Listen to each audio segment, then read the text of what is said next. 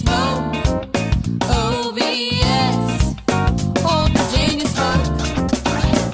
This podcast is brought to you by the Kansas City Barbecue Store, the official provider of barbecue supplies to listeners of Pitmaster. Happy New Year to all you barbecue maniacs out there. Barbecue season is starting all around the country, and you don't want to miss out on this discount from the Kansas City Barbecue Store. From smokers and fuel to rubs and sauces, the Kansas City Barbecue Store has everything and anything you could possibly want. Make the Kansas City Barbecue Store your one-stop shop for all your outdoor cooking needs.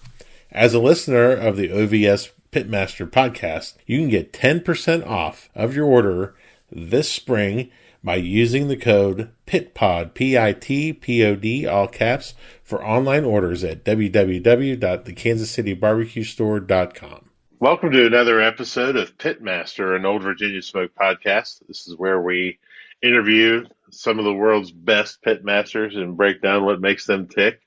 And I have to tell you that this interview, has been a long time in coming, and one of my favorite people in barbecue. We got with us today Reagan from La Pasadita. How you doing, my friend? Wonderful. And yourself? I'm doing fantastic, buddy. We spent a lot of time together last week down at San Antonio for the Ace Hardware show, and that was really a lot of fun, man. It was getting to do some cool stuff for Blues Hog and hang out some, and it was great. Yeah, it was awesome to hang out with you. It's been a while since I've got to actually hang out with you.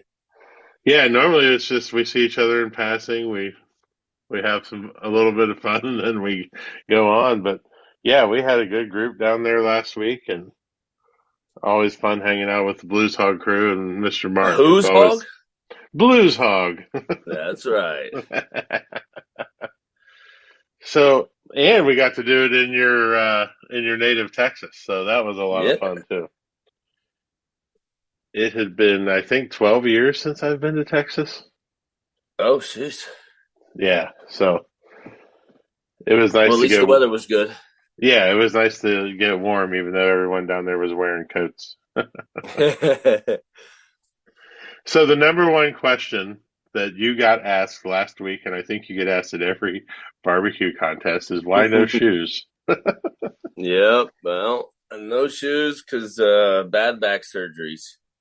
Yeah. My feet go numb in a sandal or a shoe, so if I don't wear them, they don't go numb, so I just prefer not to wear them.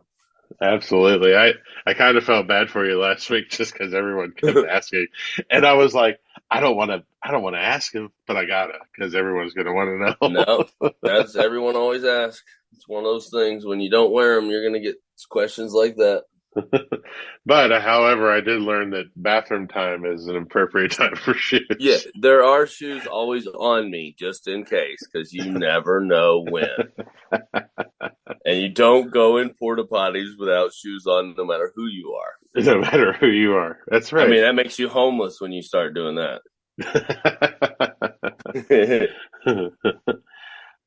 We're going to do stuff in a little different order than I normally do, because you had a lot of good things in our conversation last week regarding gear and things. And one of the questions that I normally ask when we get into stuff like into investments in barbecue, my favorite question is, what purchase of $100 or less has most positively impacted your barbecue life? And you were telling me about the sauce heater. So there is a new, and now I did look at it. Was the one bottle sauce heater is $109, so we're at $9 over that $100 thing, but still very important and very good for barbecue. I have the 2 sauce heater, so the flip bottles that Blues Hog makes, they fit right in this heater, and you just turn it on and heat it up in the bottles. Yeah, that's amazing. It is. I used it last weekend. It was awesome. It changes the way you heat up. You're not having a hot plate and a pan on top of it. It sure was nice. Yeah, that's I may or may not have already bought one this week. Smart man. I might have bought it last week. Is there any other tools or little gadgets that really... I'm pretty sure you've probably made this answer before, but a butter slicer. If you don't have one, go get one. The butter cutter. Yeah, it's my Yeah. favorite thing in the world. The day I saw one and I got one, I was like, well, why would I ever cut butter with a knife again?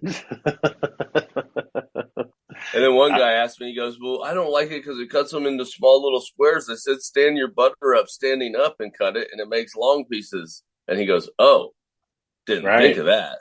And you can do two at the same time, and then you're ready to Yes. go. Such an efficient use of time. One of the Just like best tools in barbecue. If you don't have one, go get one.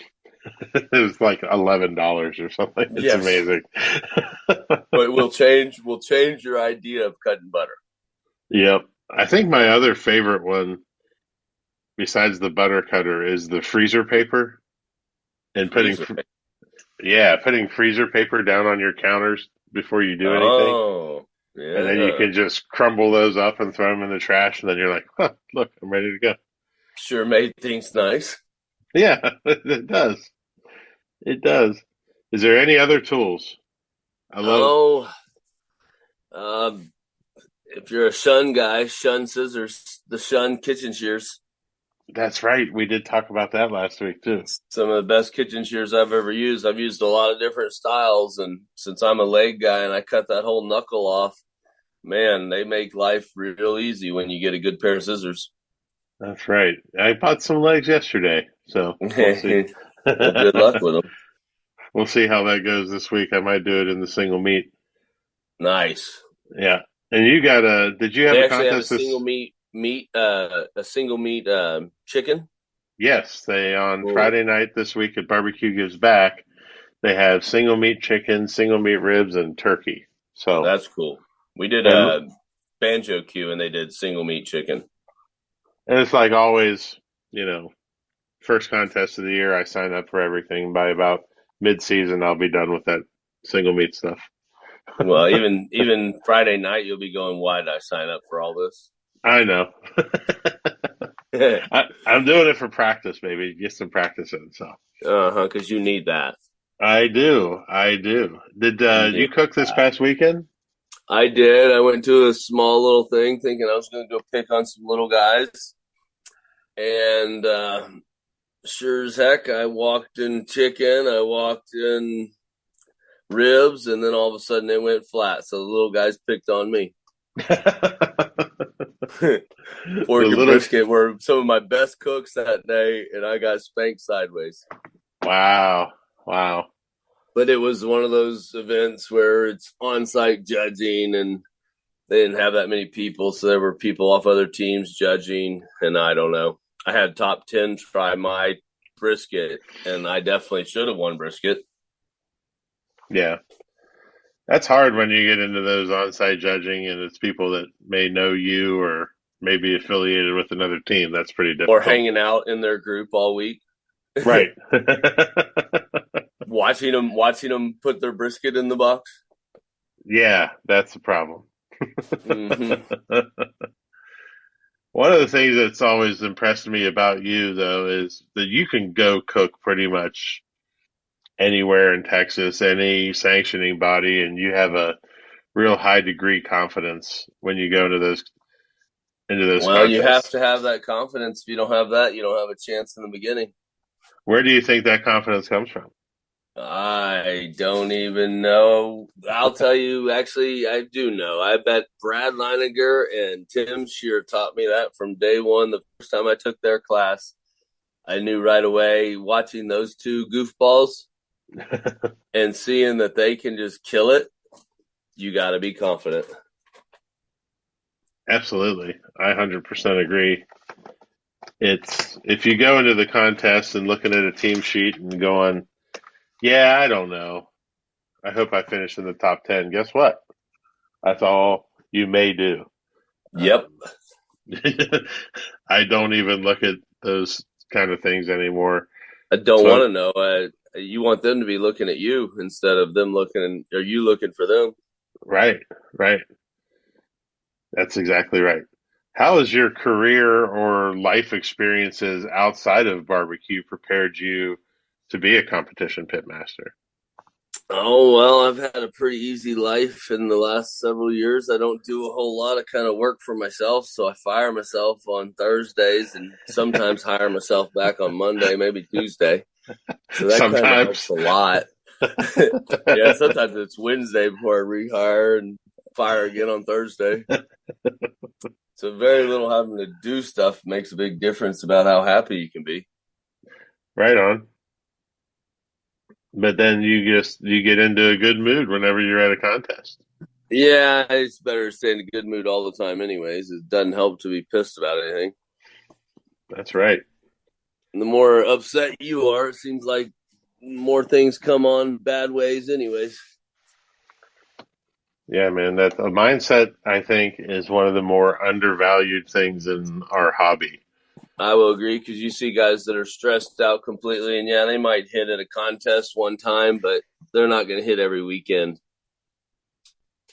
Happiness and relaxation and rest and having fun, those are all important. You got to have a clear head. If you don't have your mind, if you got your mind thinking about too many things, it makes it hard to cook barbecue. Absolutely.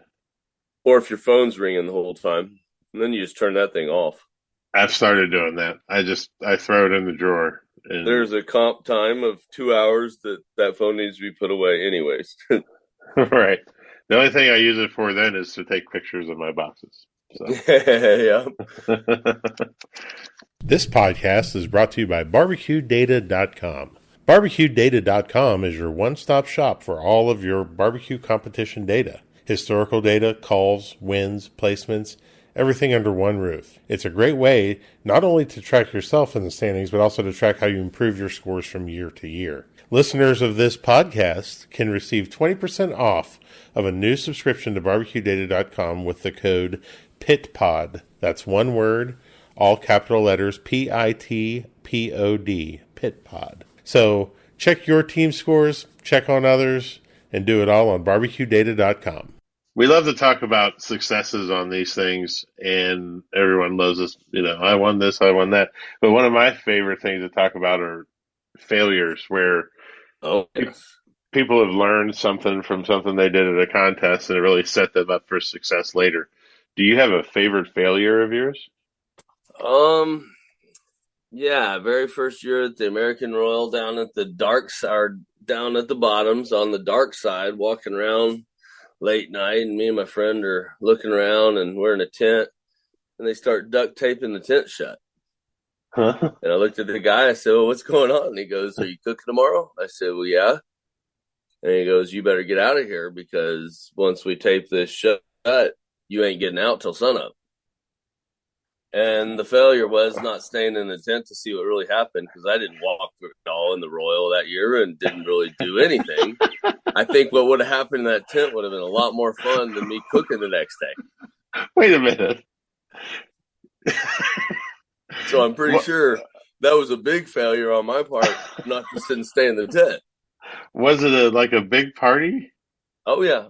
They had a hot tub in there with girls in it, and it looked like it would have been a fun night to stay in the duct tape. I mean, it kind of scared me at first when he's duct taping this tent shut.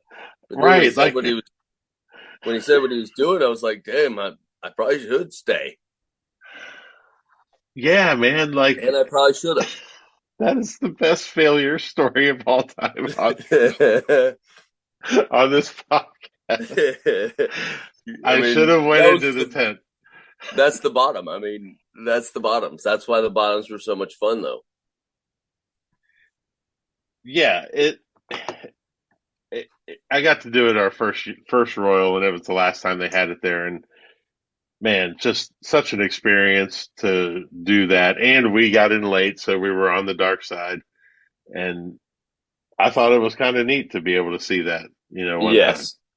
In all the new locations, yeah, they say there's a dark side or there's a separation. There is no dark side compared to what it was at the bottoms. Right. And we cooked the invitational on the dark side. So getting up that Saturday morning, cooking in a zombie apocalypse. Well, yeah, the music never stops. The music never stops. There are people laying everywhere. There's People inside your pit when you go to open it up. No one else is cooking but us, and it's like, wow, I don't even really feel like I'm at a major barbecue contest because it's just a wasteland. Not sure exactly where you're at, but you're sitting there going, man, I got to get cooking. Right, I got to get this stuff done, and this is so much fun. Yes, sir. I love that. That is the best story that's ever been told on here. Best You family. I gotta have them back there somewhere. should have stayed in the duct tape. I definitely should have. I regret it every year that I go back to the Royal, and there's really not a dark side anymore. So it would have been a lot of fun, and it probably would have been a lot better story if I A would lot better story. That's awesome, man. We'd probably be talking about it for years to come. Right, absolutely. What's the most surprising thing to come out of competition barbecue for you?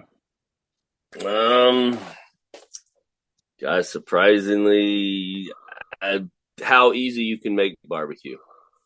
When you stop caring about winning every time and you expect, you're going to go cook good food, cook the best you can, you'll start winning a lot more when you stop caring about winning. I agree. And that surprised me a lot because I was always so stressed all the time about going to a comp and, I got to get up there. I got to win. I got to put all this money in. And the minute you stop caring about it is the minute you start winning a lot and all over the place. What's the most that you've won in a year? Geez. In Texas scene, I've won 5 in 1 year. But that's a lot different. I could find competitions so close to the house, and it was a lot of judging that was picked off the street. So I knew places I could go and win easily. Right. In KCBS, I've never had more than 2 wins in a year. Really? That's the most? Yep. Which KCBS is just a lot harder. It's a lot of guys that know exactly what they're doing.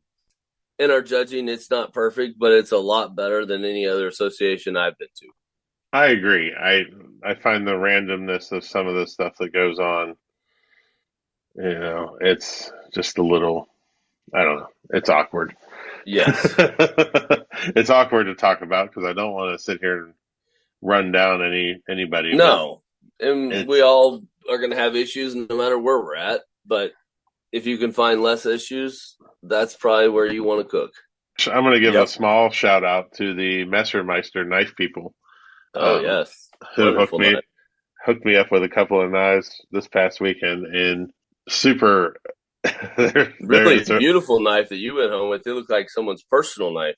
The chef's knife that they gave me, the Oliva, it's super nice. I had to. Because I was really worried about bringing my suitcase, man, because there was no case or anything for it. So I fashioned a knife, like a guard out of cardboard and tape at the hotel. We do what we got to do, right? This woman was so freaked out that I'm standing there with this chef's knife at her counter, like I need cardboard and tape. You scared them all before you ever even got on the plane. Exactly. But it made it home safe. And the first thing I did when I got home was took it out and used it. So pretty exciting. Nice. Getting back on track here a little bit, what do you think separates a good pitmaster from a great pitmaster? Really focused, really caring about what you're doing, knowing that you can do good, but not just walking away from your stuff all the time. There's a 3.5 hours out of any cook-off that you really have to concentrate. Other than that, you can do whatever you want the whole time. But to focus on everything, and mainly your finish, when you go into a box, because that's what makes the difference. When you're putting stuff in the box, really focus on what you're doing. Right. Would you argue that a contest is won or lost in the last 10 minutes? It is. It's your finished done. The last thing you put on that piece of meat is the first thing the judge tastes. I agree. And it's so you could I mean, you watch Tim Sheeran, he'll let his kids season and sauce all his stuff. He can knock half of that off of there, and he'll beat us all with some stuff that he finished in last second. That's where I think Timmy really is amazing. His finished taste can beat almost any of us. There's very few of us that have taste buds like he does.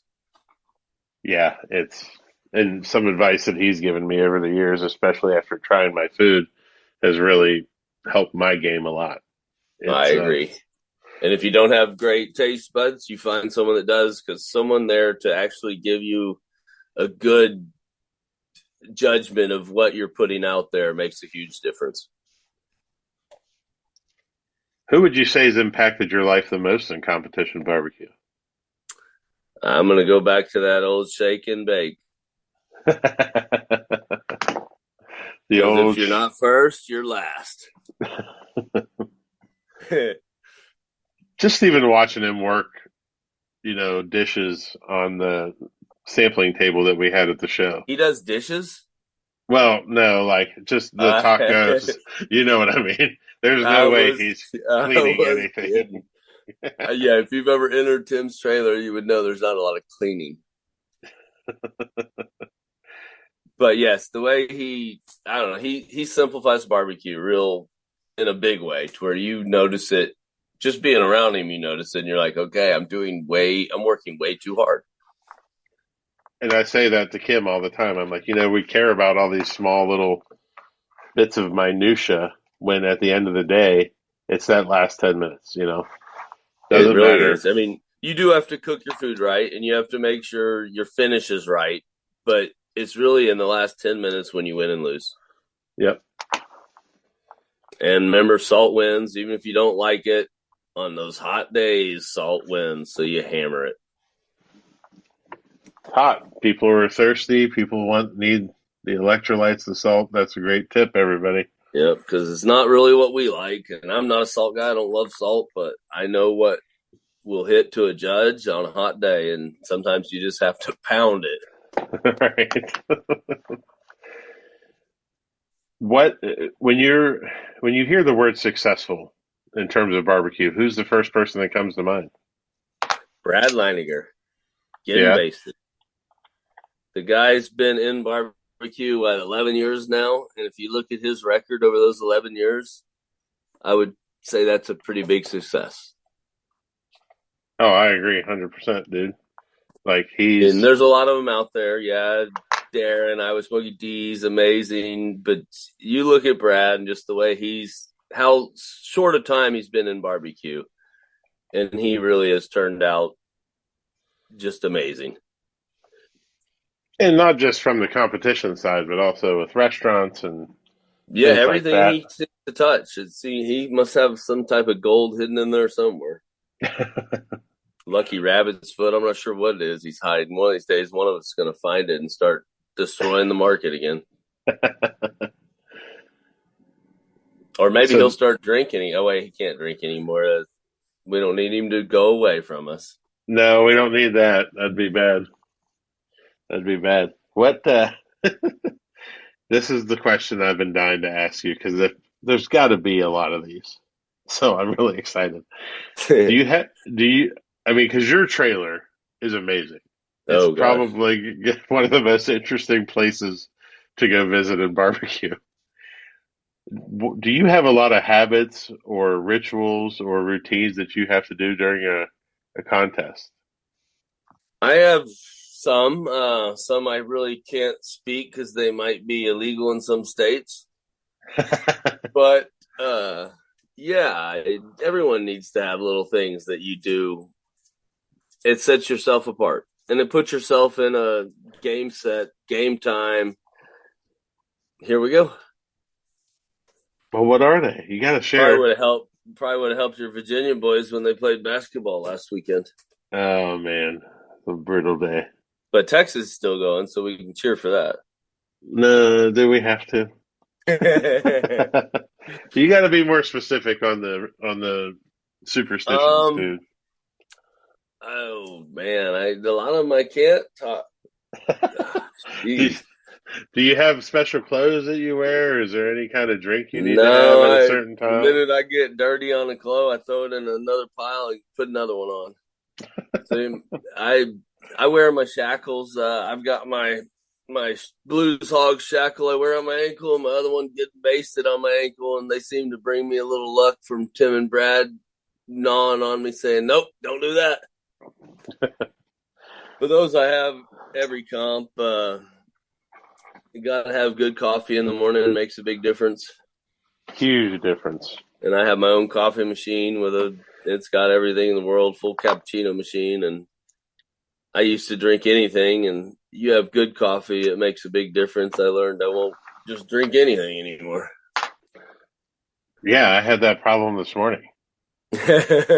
Well, I've been gone for 2 weeks, and I went to go make coffee this morning. Yesterday was Sunday. I went out and got coffee, and so I went to go make, and I was out of coffee, and I was like, "Son of a bitch!"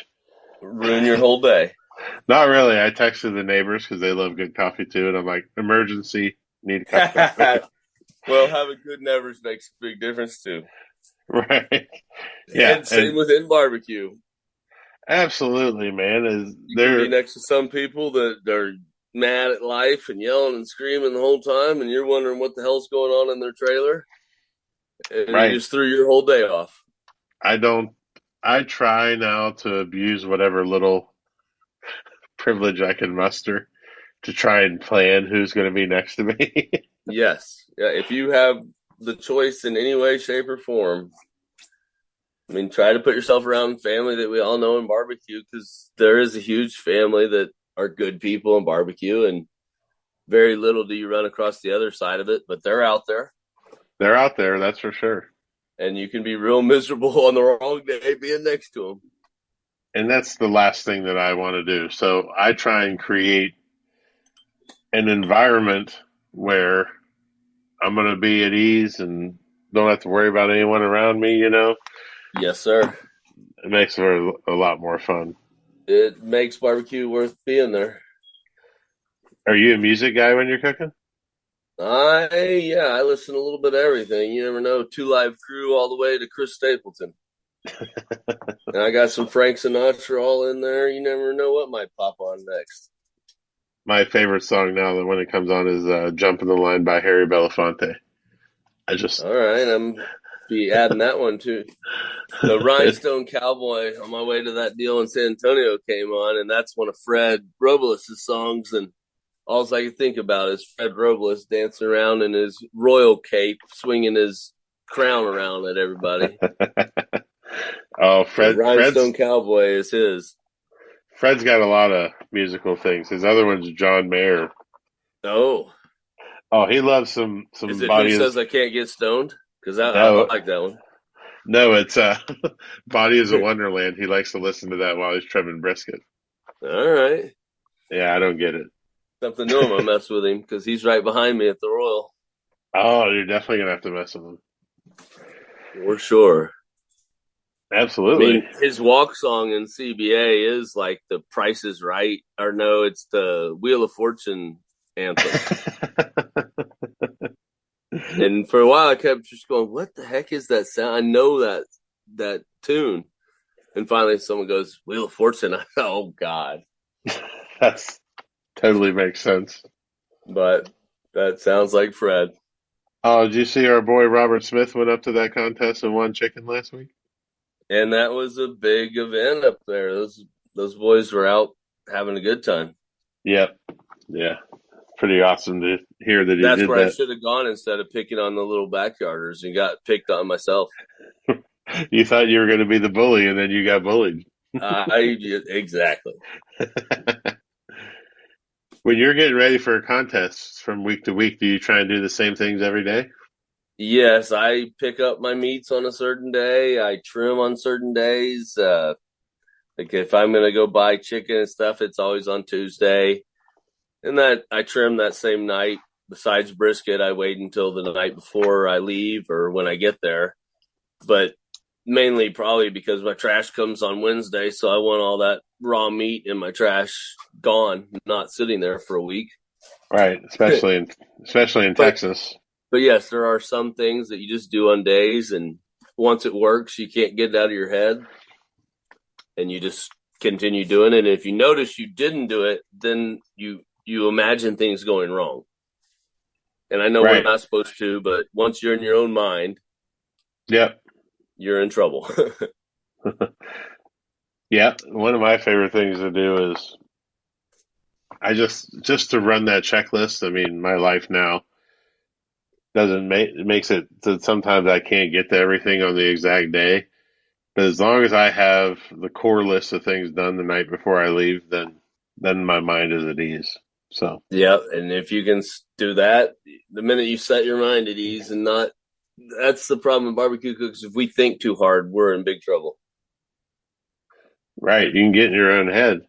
And that's the worst place to be is up there. You start changing things or you start just doing things backwards of what you would normally do. Yep. I do see that you did pretty good in Georgia last fall. Fourth I place at did. being I wish that contest was not going away, but from what I understand, it might be gone for good, that banjo cue. And man, that was a good contest. That was the first time I ever did it. And Johnny Trigg's been trying to tell me to do it for years. And finally, I was like, okay, I'm going to go out there. And man, that was a big money paying event that didn't even have to do great at. But if my ribs would have hit just a tiny bit, better I would have won it. Gone home with a it's banjo. it's one of the trademark events on the East Coast. And was that your first time cooking in Georgia? It was. I try not to go through Atlanta unless I have to, just because traffic's really bad in Atlanta and drivers are not the greatest. No, they're not. Oh They are not. I have to go down there twice in the next couple of weeks, so boy. I'm not really looking forward to it that You much. definitely have to choose the roads you go on. That's and the time that you get there. That's the other And key. sometimes that doesn't even matter. I've been through there all times a day, and Atlanta's just, they got some very aggressive drivers. I did enjoy driving around in Texas the days that I got to do it. Like it seems like everybody was pretty solid on the road, so That's a good thing. It doesn't happen all the time. no. Then I got back to Georgia and everything was I got back to Virginia and everything was just a disaster. But Back to normal. back to normal. Yeah, it was fun getting home after being gone for 2 weeks. So Well, yeah, you've been on the road for a while, and you seem to do that quite a bit. That becomes a lot of work itself. it is, but I enjoy it, and I got to meet a lot of cool people, especially down in Texas. Kansas City was a lot of fun too for the Big 12 tournament. Getting to see Brad and Joe and cook along with those guys is a lot of fun. But that's what's great about barbecue, man. Just hanging out with cool people and spending time. Yes, sir. So I got a question for you. Okay. So you and Joe Pierce, I hear, are gonna go play with Michael out in Memphis in May and do a whole hog. So what kind of That's chance do you think you got against that other team out there? There's something about, I think they're called Blues Hog, I think is their Blues name. Hog, Blues Hog. Yeah, I think it's they did really well last year on their first year cooking whole hog. they may And have. I saw a lot of people wearing big championship rings this past so how week. do you plan on going out there and taking care of that and doing it right since you're a Blues Hog guy? I am a Blues Hog guy, but I am also very excited to go with Joe and Michael Simon. And, Joe is one of the top, I think he's one of the best out there. I mean, that's TV Joe. And he's been doing it for so long and been at the top for so long. Plus, Yes, sir. I'm literally the dishwasher slash add a log guy on that team, probably. Well, I hope they realize how much you know about cooking a whole hog because I'm not sure they've done too much of that.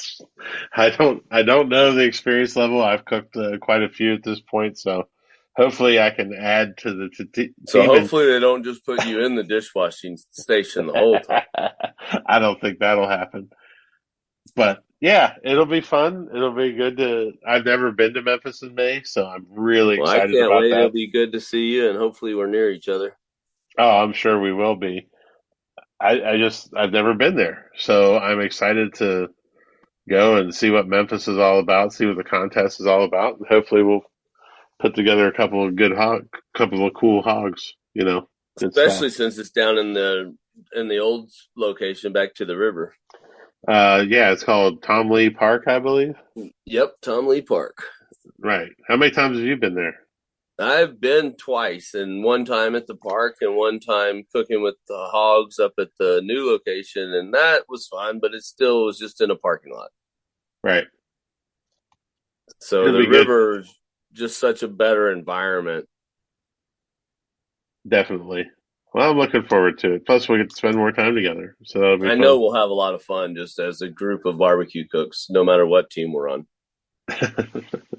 You had to bring that up, didn't you? I mean, That there's got to be a winner and a loser. there's got to be. It's fun. Mark And who was talking a knows? little. Y'all could pull it off somehow, some way. But I'm It'll pretty be. sure that there's another team that's thinking the same thing. I'm sensing maybe a touch of a rivalry forming for the Memphis and May. Maybe a little bit. But if we didn't have those, we wouldn't have fun. That's right, and it's all in good fun. So it'll And be usually friends are the best rivals in the world. absolutely. I'm just excited about listening to the Joe and Brad smack talk back and forth. That'll be pretty fun. That's a lot of fun no matter where you're at. If you ever get to sit with them at a awards table, Oh that my is just gosh. a good time. It's yeah, I got to cook well right next to Joe, and Brad was right across the deal at Big 12. And I'll tell a funny Brad story real quick. We had to do this Idahoan mashed potato challenge where we had to top instant mashed potatoes. And I did some Asian meatballs, and Brad did a big like Italian meatball. And so Brad had to go first on site judging. And he starts talking about how he used the instant potatoes as the binder in his meatball. And as soon as he was done, I was like, "Hey, thanks for that." He's like, "What do you mean?" I was like, "The whole using the potatoes as a binder in your meatball. I'm going to use that." And he's like, "You better not." So it's like, "Well, why don't you come over here in about 20 minutes when it's my he, turn?" he So probably shouldn't have said that out loud then. he shouldn't have. So he comes over and he's standing right there, right at Joe's table, and I start talking. And I was like, I thought it'd be a good idea to use the potatoes two ways. So use the potatoes as a binder. He just stood there and shook his head. And Joe just walked away and goes, "You're a dick." And I was like, "Yeah." so so who won that? I, in turn, who won it? I'm not sure. I can't remember who Who won won the. between you and Brad though? Oh, I finished fourth and Brad finished fifth. So it's pretty Ah, awesome. okay. I finally beat him at something cooking related. So that was good. Well, that's a good day. Yeah, that was a fun event. We got to cook different stuff. We did beef ribs on the Friday Nice. I there. wish more comps did beef ribs. That's one of my favorites. Yeah, I love cooking them. We finished second, so it was just an overall good deal. So much that I'm going to cook them today just for funsies. So Just for you. just for me and Kim, yeah, just for dinner. So Nothing wrong with that. cool, man. Well, let's jump into these. I feel like you and I could just talk for hours on here about Yeah, we can barbecue. find ourselves lost pretty easily. Yeah, maybe we'll do a Q&A one day. We'll get crowdsourced questions and have those All come right. in. But I do have some rapid fire questions, which are my favorites to ask. So, Okay. I'll what try to do rapid answer. what do you see about barbecue on social media that upsets or bothers you? Well, nothing because I'm not on social media, never have been, never will be. This is maybe the best answer ever to that question. So Your I'm life, very lucky. I don't have any of those problems. your life is infinitely better because of that. Uh, That might make my barbecue better for sure. do you have a favorite pre, during, or post competition meal? Enchiladas, cheese enchiladas, before Cheese or after or both. or both? Cheese enchiladas. Excellent. Do And you they have can a have chicken in the cheese, but it's got to have good queso cheese enchiladas. do you have a favorite present that you like to give people? Gummies. Gummies. Oh, wait, maybe. No, you're allowed to say it. It's fine. Gummies, definitely gummies. I like to watch the reaction of people once they've eaten the gummies. We had a neighbor at the Ace show that we got to watch some pretty fun stuff. I kept looking at her. I'm like, girl, you better take it easy. Yep. Some people just keep piling them in like candy should be piled in, but they realize later that maybe that wasn't just candy. Maybe I've made a tragic error. Nevertheless, I'm pretty sure they left pretty early on Sunday. Oh, they were gone. Packed up and gone before any of us even thought we could get going. I'm sure they got a nicely worded nastygram from the people. I imagine they got a little lashing. Yep. That's a great present to give, though. It's one of my favorites. But we all need a spanking sometimes that makes you a little happier on the long run. Absolutely. Last question, which is probably my favorite question. If you could have a billboard anywhere with anything on it, getting a message out to millions of people, what would it say and why? Stay happy. Stay happy. Because we all need to be happy. A happy day makes a better day. Absolutely. I agree with that. That one will stay in my mind for a while because that's super important. That creates that mindset we were talking about earlier. It puts you in the right place, and doesn't matter what anyone else wants to do about it. They do whatever they want. That's right. Well, Reagan, thank you so much for being on, buddy. I really appreciate it. Thank you so much, Luke. I had a good time, and we'll see each other down that road. We would plug his social media, but there isn't any. That's the easy part about me. But you can find him, and you can find his chicken. He did a chicken video on the barbecueleague.com website. That is, you'll see me a lot on social media. I'm just not on social media. Right. he's a legend, folks. He's a legend. And check out that chicken. I get put on social media a lot of times. Doesn't mean I have it. Right. Well, my friend, I can't wait to see you again, and definitely hang out some more. I'm looking forward to it. You as well. And safe travels. Thanks.